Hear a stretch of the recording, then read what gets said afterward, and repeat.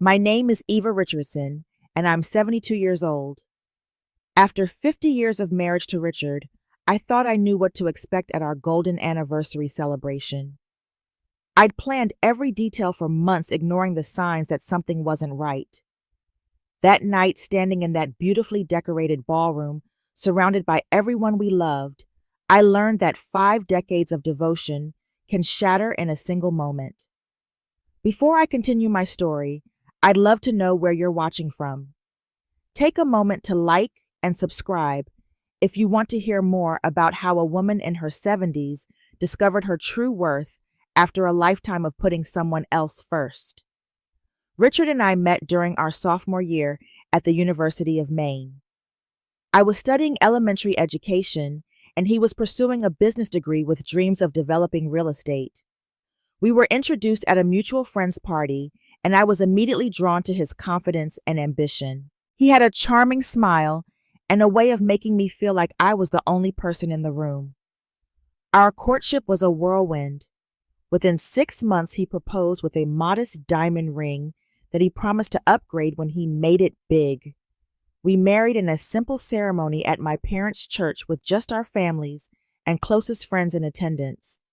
I wore my mother's wedding dress, and Richard wore a suit he had saved up for months to buy. We honeymooned at a small bed and breakfast on the coast, dreaming about our future together. The early years were challenging but sweet. We lived in a tiny apartment while Richard worked his way up at a local real estate company, and I completed my teaching degree.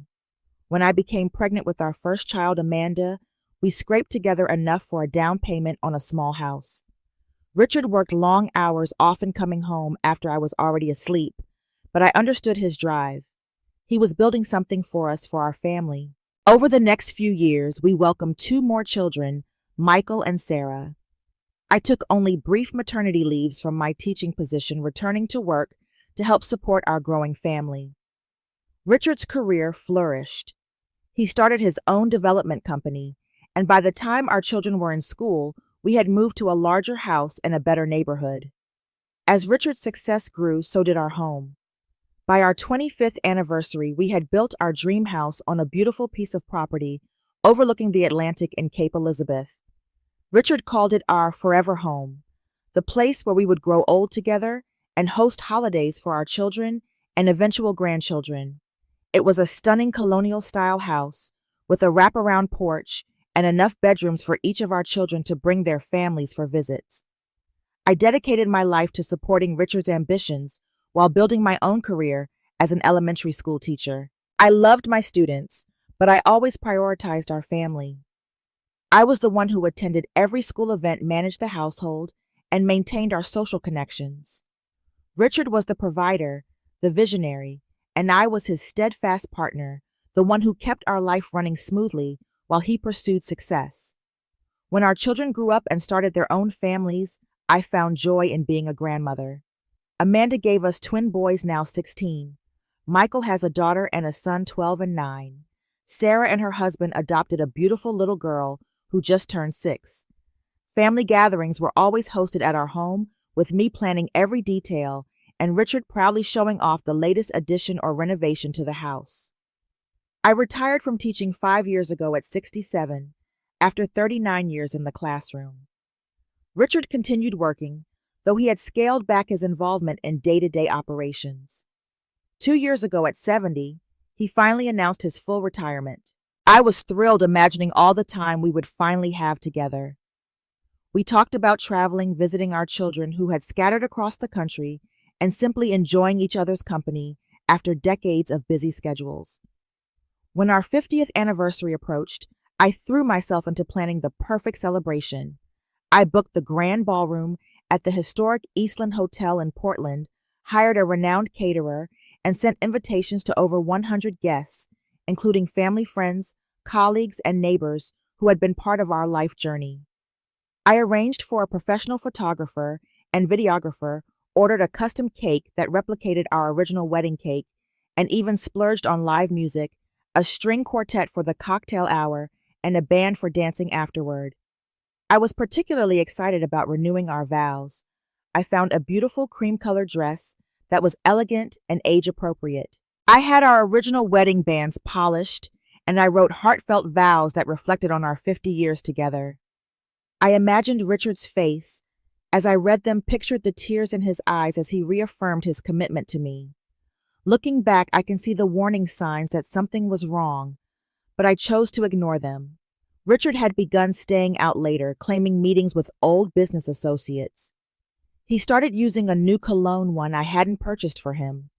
He became protective of his phone, angling it away when I entered the room. There were mysterious calls that he took in another room, claiming they were private business matters. But why would he have private business when he was retired? I dismissed my concerns, telling myself that Richard was probably planning an anniversary surprise. Or perhaps he was dealing with the adjustment to retirement, missing the status and purpose his career had provided. After 50 years together, I believed I knew this man completely. I trusted him implicitly. That was my first mistake. The first real sign that something wasn't right came about 6 months before our anniversary. Richard and I had planned a dinner date at our favorite restaurant, a tradition we'd maintained throughout our marriage. He called an hour before we were supposed to leave, claiming an emergency meeting with a former business partner. His voice sounded odd, strained in a way I couldn't quite place. "I'm really sorry, Eva," he said, the background noise suggesting he was in a public place. "Martin needs my input on a development deal. It can't wait." I was disappointed, but understanding. "That's okay, honey. We can reschedule for tomorrow." "I might be tied up for a few days with this," he replied quickly. "Let's play it by ear."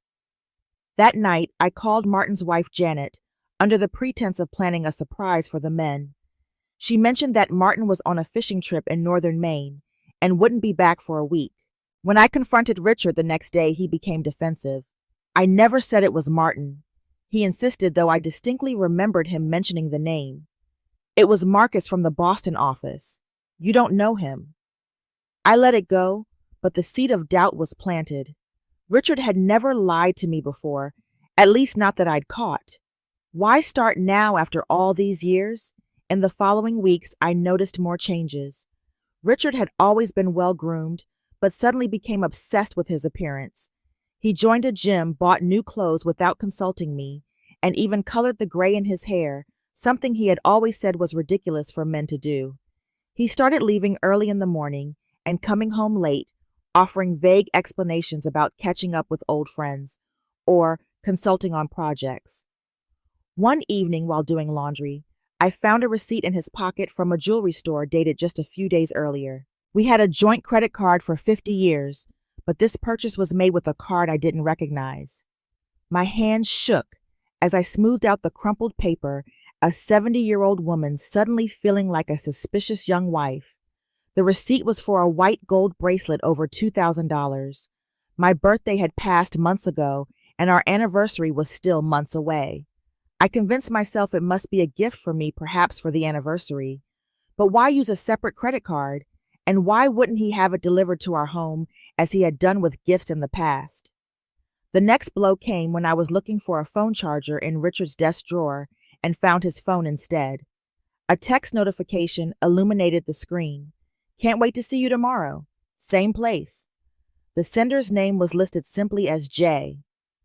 I stood there, my heart pounding, staring at those few words that threatened the foundation of my life. I could have checked the phone, scrolled through the messages, but something stopped me. Fear, perhaps, of what I might find. Or maybe it was respect for the privacy we'd always maintained in our marriage. I carefully returned the phone to the drawer, but the message burned in my mind. A week later, my best friend Lisa came over for our monthly lunch date. We'd been friends since our children were in preschool together, and she knew Richard and me as well as anyone did. "Eva, is everything okay between you and Richard?" she asked, as we sat on the porch with our iced tea. I forced a smile. "Of course. Why do you ask?" Lisa hesitated. "I saw him last week at the Dockside Inn. He was with a woman I didn't recognize. They looked close." The Dockside Inn was in Portsmouth, nearly an hour away from our home. Richard had told me he was golfing with his former vice president that day. "It was probably a business associate," I said, though Richard was supposed to be retired. "You know how he keeps his hand in things." Lisa didn't push, but I saw the concern in her eyes. Just take care of yourself, Eva.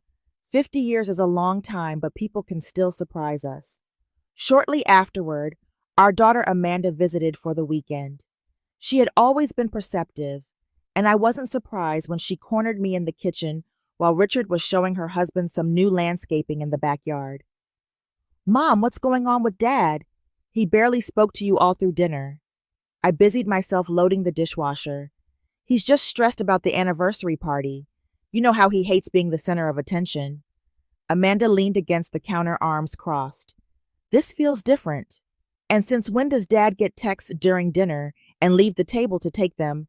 I hadn't even noticed him leaving during dinner, I realized. How accustomed had I become to his absence, even when he was physically present? It's nothing, I insisted. We're fine. But we weren't fine. When we discussed anniversary details, Richard was dismissive and uninterested. Just do whatever you want, he said when I asked about his preferences for the menu. You always do anyway. His words stung, especially since I'd always made decisions based on what I thought would please him.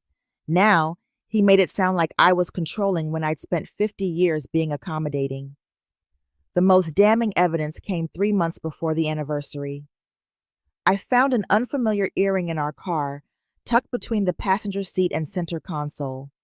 It was a modern design, a silver hoop with a dangling blue stone, nothing like the conservative pearls and small gold hoops I preferred. When I showed it to Richard, his face flickered with recognition before he composed himself. That must belong to Sarah, he said, referring to our daughter. She borrowed the car last time she visited. But Sarah hadn't visited in over 2 months, and I distinctly remembered Richard having the car detailed just 2 weeks earlier. The earring would have been found then. I called Sarah that evening. Did you lose an earring when you were here last? Dad found one in the car. No, she said, sounding confused. I don't think so. What does it look like? When I described it, she laughed. That's definitely not mine, Mom. Sounds a bit young for me, honestly. That night, I lay awake beside Richard, listening to his steady breathing as he slept peacefully. How could he sleep so soundly while our life was potentially unraveling? How could he lie to my face after 50 years together? And most importantly, what was I going to do about it? My anxiety grew, but so did my determination to preserve our marriage at least through the anniversary. I wanted that perfect celebration, that public affirmation of our life together. Perhaps it was pride, or perhaps it was fear of facing the alternative. Whatever the reason, I kept my suspicions to myself, even as they ate away at me. The final confirmation came 1 month before our anniversary. I was in the garden when I heard Richard on the patio speaking quietly on his phone. She doesn't suspect anything, he said in a low voice. Everything's arranged. No, don't worry about that. After the party, I promise. Yes, 50 years is long enough. I froze among my roses trowel and hand dirt under my nails. 50 years is long enough. The words echoed in my mind, a death knell for the life I thought we had.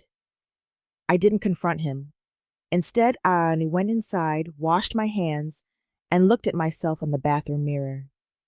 A 72-year-old woman with silver hair and lines around her eyes looked back at me. Not young anymore, not by society's standards, but still here, still strong, still capable of making decisions. For the first time, I allowed myself to consider a life without Richard. And surprisingly, beneath the fear and heartbreak, I felt a flicker of something unexpected. Liberation. With our anniversary celebration just a few months away, I threw myself into the final preparations, maintaining a facade of excitement and anticipation. I met with the caterer to finalize the menu, confirmed arrangements with the florist for centerpieces of golden roses, and had final fittings for my cream-colored dress. To all outward appearances, I was simply a devoted wife, eager to celebrate half a century of marriage. Behind this carefully constructed facade, however, my mind was racing with questions and plans. Richard's behavior had become even more suspicious. He was frequently absent, often not returning home until after I had gone to bed. His excuses became increasingly flimsy business meetings, that couldn't possibly be happening since he was retired, or long golf games that didn't match the pristine condition of his clubs. One Thursday afternoon, I made an appointment at an upscale salon in Portland. I told Richard I was getting my hair done for a lunch with Lisa, which wasn't entirely untrue. After my appointment looking more elegant than I had in years with my freshly styled silver hair, I did meet Lisa, but not for the leisurely lunch I had described to Richard. "You look absolutely gorgeous," Lisa said when I met her at a small cafe near the salon. Richard is a lucky man. The irony of her statement wasn't lost on me. "Lisa, I need to ask you something important. Do you still have that private investigator's contact information from when your sister was going through her divorce?" Lisa's smile faded, replaced by concern. "Oh, Eva, are things that bad?" I explained what I had observed and my growing suspicions. Lisa listened without interrupting, her expression a mixture of sadness and indignation on my behalf. "That absolute fool," she said when I finished. "After everything you've done for him." She reached into her purse and pulled out her phone, scrolling through her contacts. "His name is Frank Donovan. He's discreet and thorough. My sister said he was worth every penny." I thanked her, taking down the information. "Please don't mention this to anyone, not even your husband. I need to be certain before I decide what to do." Lisa reached across the table and squeezed my hand. "Whatever you need, I'm here. But Eva promised me you won't just forgive and forget if he is having an affair. You deserve better no matter how many years you've invested." I hired Frank Donovan that afternoon. He was a former police detective in his early 60s with kind eyes that had seen too much, and a gentle manner that put me at ease despite the circumstances. "Mrs. Richardson, I'll need as much information as possible about your husband's habits, his schedule, and any details you might have about this potential situation." I provided everything I knew, including the mysterious text from Jay and the overheard phone conversation. Frank nodded, taking notes. "I'll begin surveillance immediately. In the meantime, I suggest you continue as normal. Don't give him any reason to be suspicious." For the next 2 weeks, Frank followed Richard, documenting his movements with photographs and detailed reports. The evidence accumulated quickly. Richard was indeed having an affair with a woman named Jennifer Lawson, a 34-year-old former employee from his company. Frank provided photographs of them together at restaurants, entering a condominium building in Portland, and even walking hand in hand on a beach in Kennebunkport. The most damning evidence was a copy of a deed Frank obtained through his contacts. Richard had purchased a luxury condominium in Portland 6 months earlier, titled in Jennifer's name. He had paid cash over $800,000, money that had come from our joint investment account. I had signed off on the withdrawal, believing Richard when he said it was for a real estate investment opportunity through an old colleague. While Frank conducted his investigation, I began my own. I went through our financial records, discovering that Richard had been systematically moving money into separate accounts for over a year. Small amounts at first, then larger sums as our anniversary approached. He had opened credit cards I didn't know about, made investments without my knowledge, and even taken out a line of credit against our home. I was not just facing infidelity, I was facing financial betrayal as well. And suddenly, Richard's eagerness for me to handle all the anniversary expenses made perfect sense. He was protecting his assets, preparing for a life after me. The revelation was devastating, but it also awakened something in me that had been dormant for years, a sense of self-preservation, of righteous anger. I had supported this man for 50 years, raised his children, maintained his home, been his partner in every sense of the word, and this was how he repaid me. I called an old college friend, Thomas Wilson, who had become a successful divorce attorney. We hadn't spoken in years, but he remembered me immediately. "Eva, what a wonderful surprise. How are you and Richard?" "That's actually why I'm calling Tom," I said, my voice steadier than I expected. "I need legal advice, discreetly." We met at his office in Portland the following day. I brought all the evidence I had gathered, as well as the reports from Frank Donovan. Thomas reviewed everything carefully, his expression growing increasingly grave. Eva, I'm so sorry you're going through this, but I have to say you've been remarkably thorough. Most clients come to me emotional and unprepared. You've done half my job already. I've had 50 years of organizing other people's lives, I said with a wry smile. I suppose some skills are transferable. Thomas leaned forward, his expression serious. Based on what you've shown me, we have a strong case for divorce on grounds of infidelity and financial misconduct. Maine is an equitable distribution state, which means the court will divide marital property fairly, not necessarily equally. Given the length of your marriage and Richard's actions, you should receive a very favorable settlement. What do I need to do? I asked. First, don't confront him yet. Continue gathering evidence. Open your own bank account if you haven't already, and secure copies of all important documents. I'll prepare divorce papers, but we won't file them until you're ready. Thomas paused, studying me. Eva, I have to ask, are you certain about this? After 50 years, some people might consider forgiveness. I finished for him. I've forgiven many things over 50 years, Thomas. Small betrayals, negligence, thoughtlessness. But this is different. This is calculated. He's been planning to leave me, probably waiting until after our 50th anniversary to avoid the bad optics. I straightened in my chair. No, I'm not interested in reconciliation. I want what's fair. I want what I've earned through 50 years of partnership. Thomas nodded, a hint of admiration in his eyes. Then we'll make sure you get it. Over the next several weeks, I worked with Thomas to prepare for the divorce. I opened my own bank account and transferred a portion of our joint savings, an amount Thomas assured me was reasonable and legal. I made copies of all our financial records, property deeds, investment accounts, and Richard's business documents. I photographed valuable items in our home and had our art collection and antiques appraised. Most importantly, I had Thomas prepare a document transferring full ownership of our home to me. It was risky, but Thomas believed we could get Richard to sign it under the right circumstances. People make mistakes when they're distracted or overconfident, he said. We just need the right moment. As the anniversary approached, I had a moment of doubt. Was I really going to let the celebration proceed knowing what I knew? Wouldn't it be more dignified to confront Richard privately, cancel the party, spare us both the public spectacle? But then I remembered the overheard phone conversation. She doesn't suspect anything. After the party, I promise. Yes, 50 years is long enough. Richard was planning something for the anniversary. He was going to wait until after our public celebration, perhaps enjoying one last appearance as the devoted husband before revealing his true intentions. Well, two could play at that game. If Richard wanted a public forum for ending our marriage, I would be prepared. With Thomas's help, I crafted my own plan, one that would ensure I wasn't left vulnerable and exposed. The morning of our anniversary, I awoke early, my mind clear despite the emotional turmoil of the past months. I dressed carefully in a simple outfit, saving my beautiful cream dress for the evening. I applied my makeup with extra care, determined to look my best no matter what happened.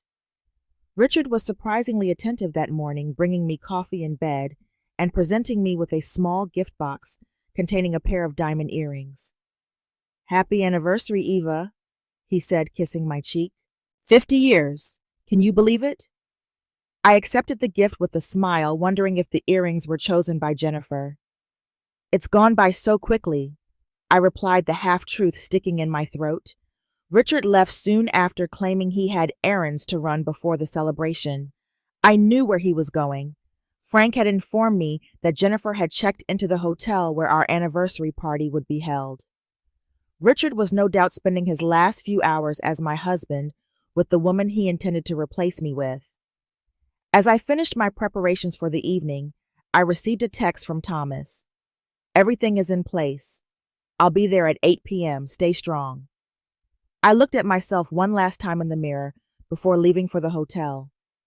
I saw a woman who had loved deeply, trusted completely, and was now facing the greatest betrayal of her life with dignity and resolve. I saw strength I hadn't recognized in myself before. 50 years is long enough, I whispered, echoing Richard's words but giving them my own meaning. long enough to learn my worth, long enough to know I deserved better, long enough to prepare for whatever came next. The grand ballroom of the Eastland Hotel was transformed into a golden paradise for our anniversary celebration. Crystal chandeliers cast a warm glow over tables adorned with centerpieces of white and gold roses. A string quartet played softly in the corner, the melodies of our youth filling the air. A large photo display chronicled our 50 years together from our wedding day to recent family gatherings, creating the illusion of a perfect marriage. I arrived early to oversee the final preparations, ensuring everything was perfect despite knowing the facade was about to crumble. The event planner complimented me on my cream-colored dress and elegant updo, unaware of the turmoil beneath my composed exterior. "Mrs. Richardson, everything looks spectacular," she gushed. "Your husband will be so impressed when he arrives." I smiled tightly. "I certainly hope so." Guests began arriving at 6 o'clock. Our children were first Amanda with her husband and teenage twin boys Michael with his wife and 2 children, and Sarah with her husband and adopted daughter. They surrounded me with hugs and congratulations, presenting us with a joint gift, a custom-made photo album documenting our life together. "We collected pictures from everyone, Mom," Amanda explained. "There are even some from your college days that Aunt Lisa contributed." I paged through it, tears filling my eyes at the genuine love and effort they had put into the gift. They had no idea that the marriage they were celebrating was a lie, at least from their father's perspective. By 7, the ballroom was filled with over 100 guests, friends, and family who had been part of our journey. Former colleagues from my teaching days, Richard's business associates, neighbors from over the years, and extended family members from both sides. I greeted everyone warmly, accepting congratulations and well wishes with grace, all while scanning the room for Richard. He arrived at 7:30, looking handsome in his tailored suit and freshly colored hair. He played his part well, kissing my cheek and holding my hand as we moved through the crowd together. To an observer, we were the perfect couple still in love after half a century. "Everything looks beautiful, Eva," he said, surveying the room. "You've outdone yourself." "I wanted it to be special," I replied. "It's not every day you celebrate 50 years of marriage." His eyes flickered away from mine. "No, it certainly isn't." Throughout the cocktail hour, I noticed Richard checking his watch and glancing toward the entrance.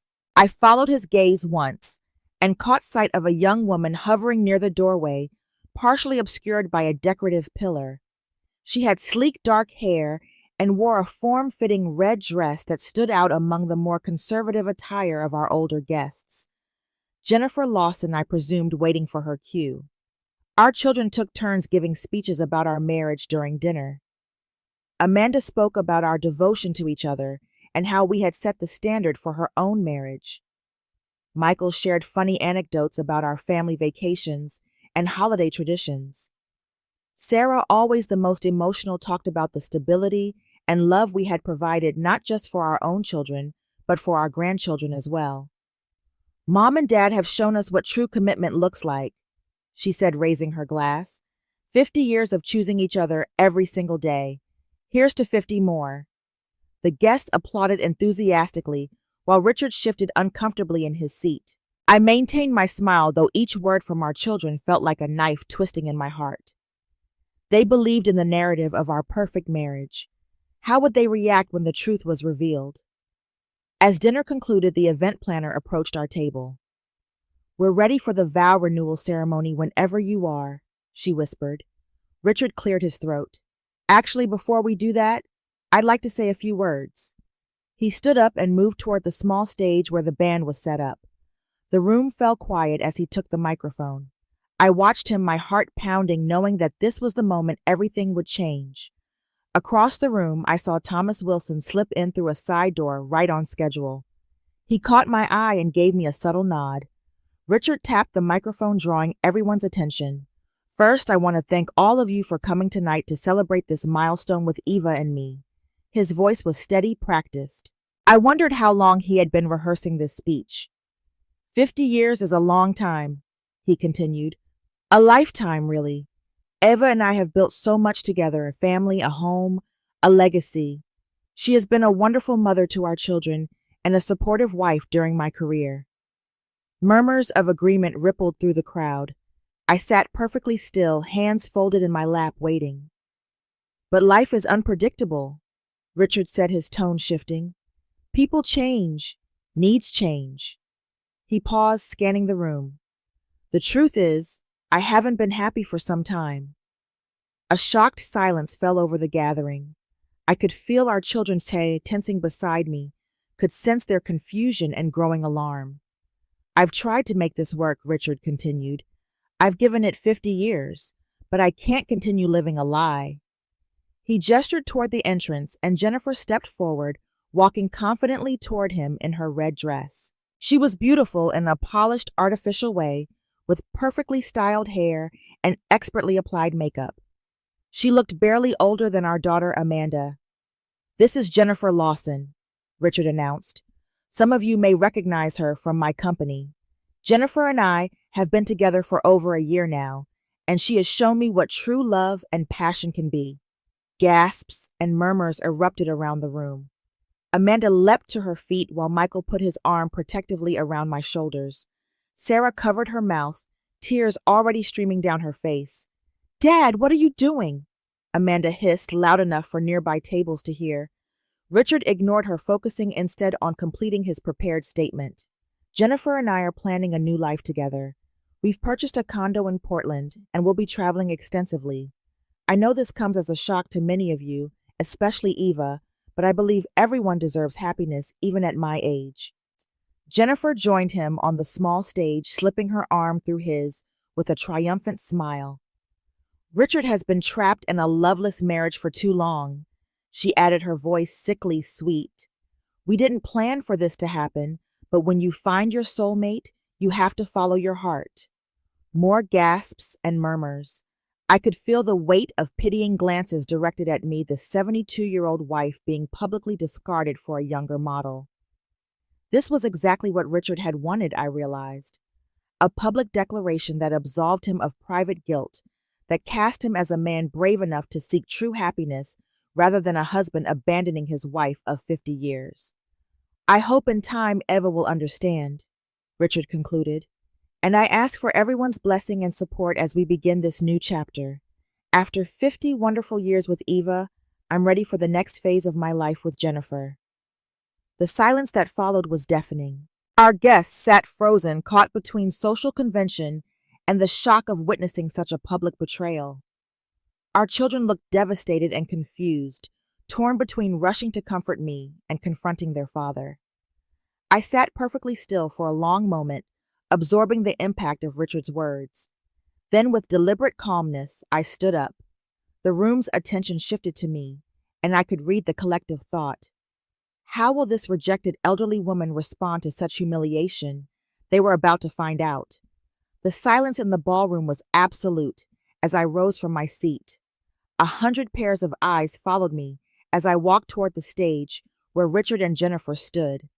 I could feel the tension in the room, the collective anticipation of a scene, tears, perhaps hysterics from the abandoned wife. I took the microphone from Richard's hand, our fingers brushing briefly.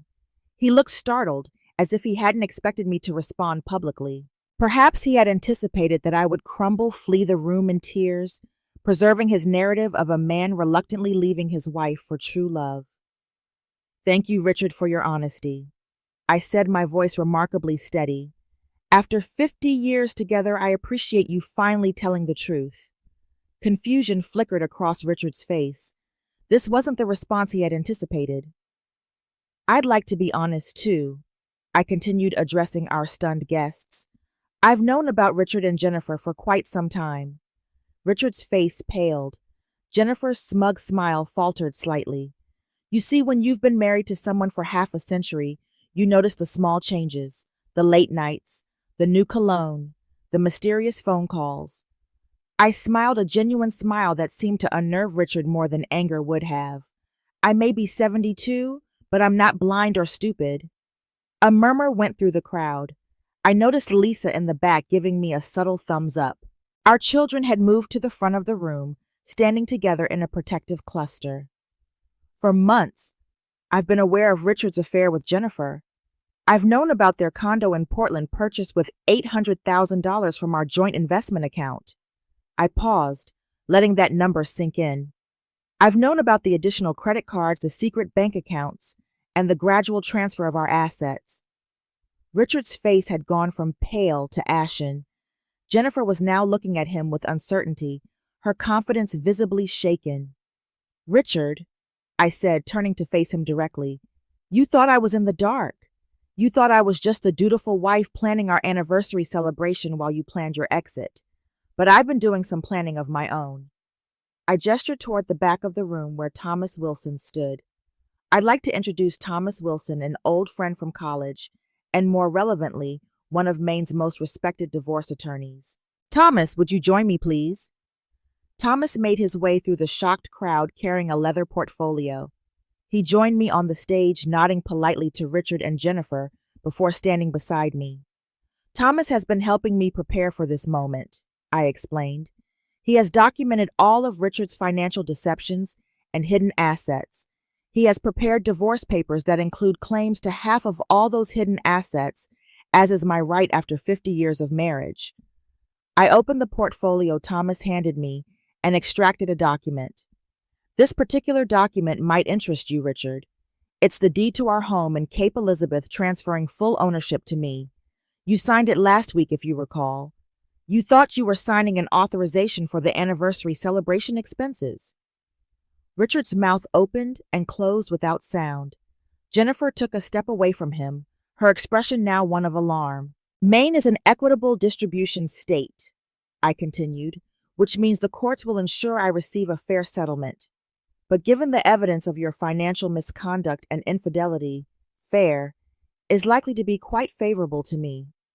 I turned back to our guests. "I apologize for this uncomfortable situation, but Richard chose to make our private matters public, so here we are."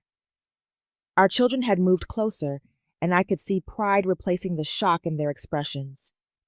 Amanda gave me a subtle nod of encouragement. "To be clear," I said, my voice growing stronger, "I am not the victim here, despite how Richard has tried to frame the situation. I am a woman who gave 50 years to a partnership that he chose to betray. I supported his career, raised our children, maintained our home, and built a life with him. I honored our vows when he did not." I closed the portfolio and handed it back to Thomas. "I don't need pity. What I need and what I will receive is respect and a fair division of the life we built together." Richard finally found his voice. "Eva, you can't just... This isn't... We should discuss this privately." "Like you discussed your affair privately?" I asked calmly. "Like you privately planned to leave me after using our 50th anniversary as a public relations opportunity?" "No, Richard. You chose this public forum. You'll face the consequences in the same setting." Jennifer tugged at Richard's arm. "Richard, you told me everything was taken care of," she hissed, loud enough for those nearby to hear. "You said there wouldn't be any problems with money." Richard shook her off, his face now flushed with anger. "Eva, you're embarrassing yourself and me. This isn't how respected people behave." "No, respected people don't cheat on their spouses of 50 years and try to hide assets," I replied. "Respected people honor their commitments." I turned back to our guests. "I want to thank all of you for coming tonight. While this isn't the celebration of enduring love that was advertised, it is a celebration of a different kind. It's a celebration of self-respect, of new beginnings, and of the truth." I removed my wedding ring and placed it on the podium. "Richard, you're right about one thing. 50 years is long enough to learn my worth, long enough to know I deserve better than a man who would discard me for a younger woman and attempt to cheat me out of my fair share of our life together." I stepped away from the microphone and joined our children, who immediately surrounded me with protective embraces. Amanda was openly crying, while Michael looked furious. Sarah took my hand, squeezing it tightly. "Mom, I am so proud of you," Amanda whispered. Richard stood frozen on stage, the script of his grand announcement shattered. Jennifer was already retreating toward the exit, her confident stride replaced by a hasty retreat. Our guests began to murmur some standing, as if uncertain whether to leave others watching the drama unfold with undisguised interest. I turned to the band who had been witnessing everything in stunned silence. "I believe we were planning to dance," I said loudly enough for them to hear. "Would you mind starting? This is still a celebration after all, just with a slightly different theme than anticipated." The band leader nodded, and they began to play "I Will Survive."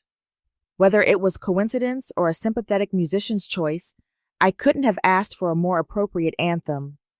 As Richard and Jennifer made their awkward exit, I turned to Thomas. "Thank you for standing with me tonight." He smiled warmly. "It was my honor, Eva.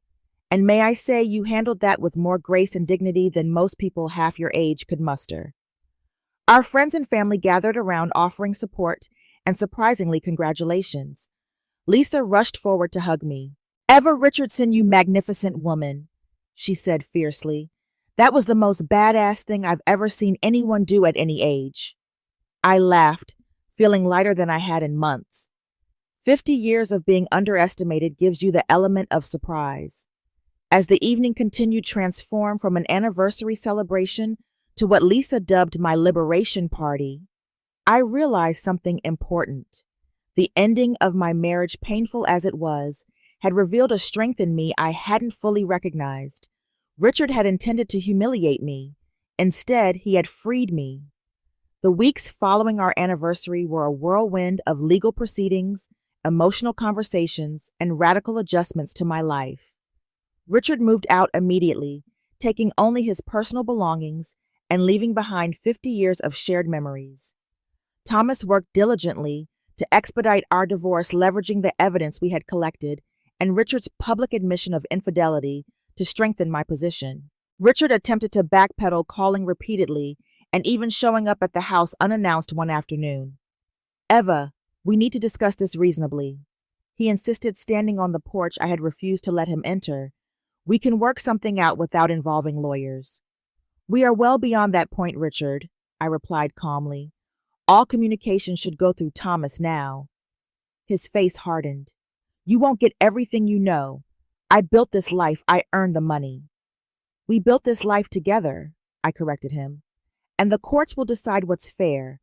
But given your documented attempts to hide assets, I wouldn't be overly confident if I were you." As he turned to leave, I noticed Jennifer waiting in a luxury car at the end of our driveway. She looked significantly less enthusiastic than she had at our anniversary party, her expression tense as she watched Richard's failed attempt at reconciliation, or more likely intimidation. Our children rallied around me in ways that touched me deeply. Amanda temporarily relocated to Maine from her home in Boston, moving into our guest room to provide support and company. Michael and his family visited every weekend from New Hampshire, often bringing meals and helping with household tasks I had always managed alone.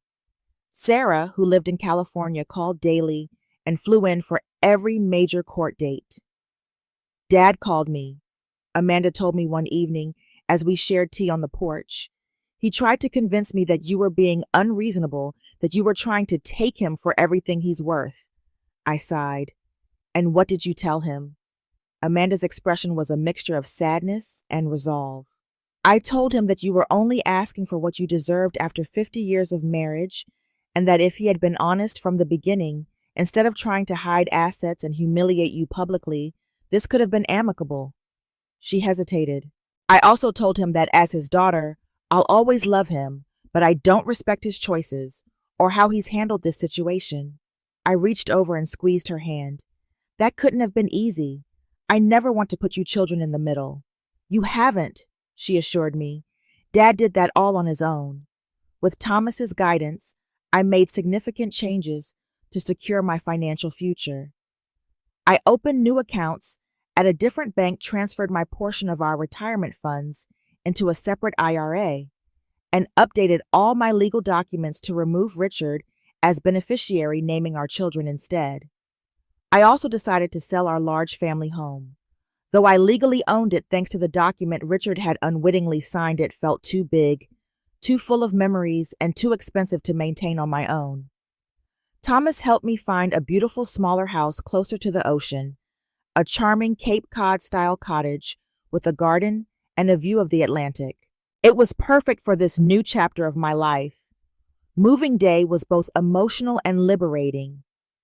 As I watched the movers pack up 50 years of accumulated possessions, deciding what to keep and what to let go, I felt a metaphorical weight lifting. I kept family photographs, but removed Richard from their frames. I kept heirloom furniture that had been in my family but sold the pieces we had purchased together. I donated dozens of bags of clothing and household items to local charities, simplifying my life in a way that felt cleansing. The divorce settlement, finalized 4 months after our anniversary, was indeed favorable to me. Richard's attempts to hide assets worked against him, and the judge was not sympathetic to his arguments. I received half of all marital assets, including those Richard had tried to conceal a portion of his business interests and ongoing alimony that would ensure my financial stability. Jennifer's enthusiasm for their relationship seemed to diminish as Richard's financial situation became less advantageous than he had led her to believe. Through mutual acquaintances, I heard that their planned extensive travels had been scaled back, and the luxury condo in Portland was on the market, replaced by a more modest apartment. As I settled into my new home, I began to rediscover aspects of myself that had been submerged during my marriage. I resumed painting, a passion I had abandoned when our children were born. I joined a book club at the local library and a walking group that met 3 mornings a week at the beach. I volunteered at an elementary school, reading to children and discovering that my love of teaching hadn't faded with retirement.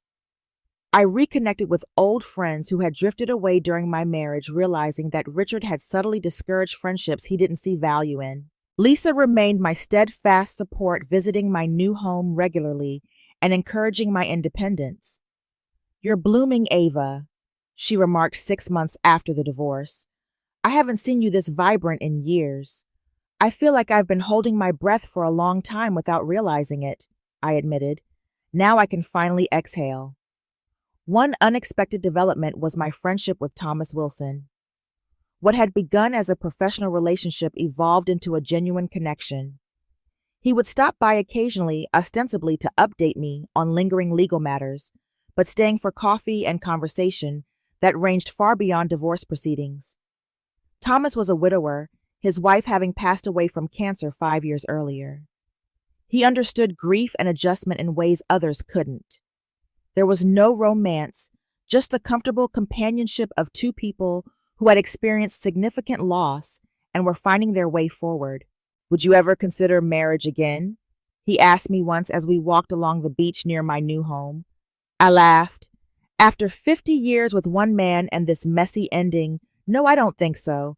I'm enjoying my independence too much." Thomas nodded understandingly. "I feel the same. After losing Margaret, I can't imagine trying to recreate that bond.